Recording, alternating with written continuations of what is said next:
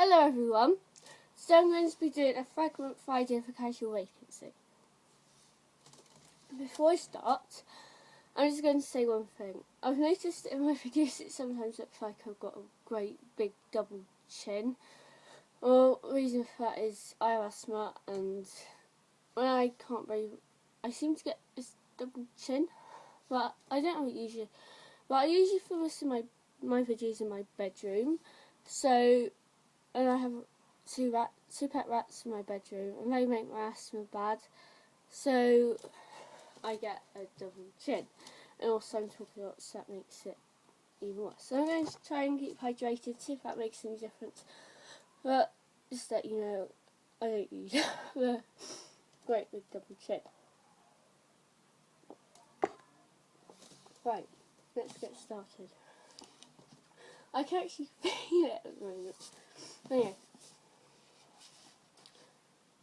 As you can see from the title, I'm not sure if I said this, but it's casual vacancy. Barry Fairbrother did not want to go out to dinner. He had endured a thumping headache for most of the weekend and was struggling to make a deadline for the local newspaper. However, his wife had been a little stiff and uncommunicative over lunch, and Barry deduced that his anniversary card had not mitigated the crime of shutting himself away in his study all morning.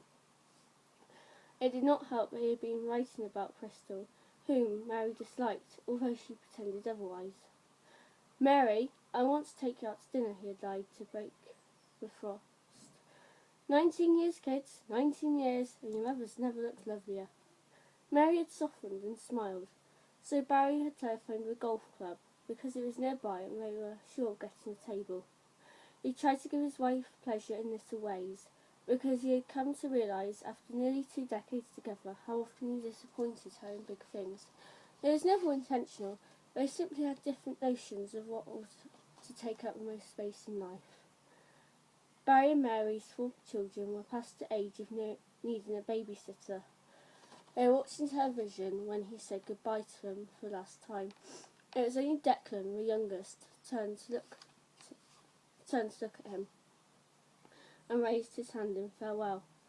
Barry's headache continued to thump behind his ear as he reversed out of the drive and set off through the pretty little town of Pegford, where they lived as long as they had been married.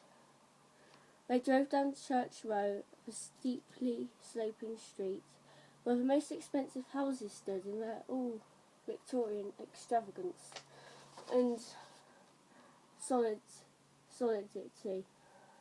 Around the corner, the mock Gothic church, where he had once watched his twin girls perform Joseph and the amazing Technicolor Dreamcoat across the square, where they had a clear view of the dark skeleton of the ruined abbey that dominated the town's skyline, set high on the hill melding in with the violet sky.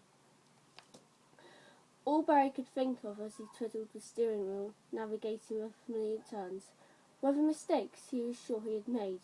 Rushing to finish the article he emailed to Yaville and the District Gazette. Garrulous and engaging in person, he found it difficult to carry his personality onto paper. The golf club lay a mere 4 minutes away from the square, where a little beyond the point where the town petered out in the final wheeze of the old cottages. Barry parked the people carrier outside the club restaurant, the birdie, and stood for a minute beside the car. While Mary reapplied her lipstick, the cool evening air was pleasant on his face. As he watched the contours of the golf course disintegrating into the dusk, Barry wondered why he kept up his membership. He was a bad golfer, his swing was erratic and his handicap was high. He had so many other calls on his time. His head throbbed worse than ever. Mary switched off the mirror light and, closing the passenger side door, Barry pressed the auto lock on the keyring in his hand. His wife's heels clacked on the tarmac. The car's locking system beeped, and Barry wondered whether his nausea might abate once he had eaten. And a pain, such as he had never experienced, sliced through his brain like a demolition ball. He barely noticed the smarting of his knees as they smacked onto a cold tarmac. His skull was awash with fire and blood. The agony was excruciating beyond endurance, except that endure it he must, for oblivion was still a minute away. Mary screamed and kept screaming. Several men came running from the bar. One of them sprinted back inside the building to see whether a couple of the club's retired doctors were present. A married couple, acquaintances of Barry and Mary's, heard the commotion from a restaurant, abandoned their starters, and hurried outside to see what they could do. The husband called 999 on his mobile. The ambulance had to come from a neighbouring city of Yaville. It took 25 minutes to reach them. By the time the pulsing blue light slid over the scene, Barry was lying motionless and unresponsive on the ground in a pool of his own vomit.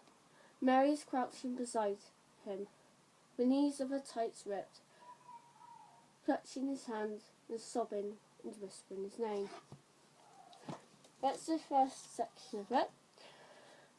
This is JK Rowling's new book. You should know that already, but in case you don't, that's it. And I'm on page 400, I think. It might be 403 actually. Let me look. 405. It's okay. It's nowhere near as good as Harry Potter, but what I was interested is that in that sort of thing as I am in Harry Potter, so I suppose it makes sense that I wouldn't like it as much. Anyway, I'll see you soon. Bye.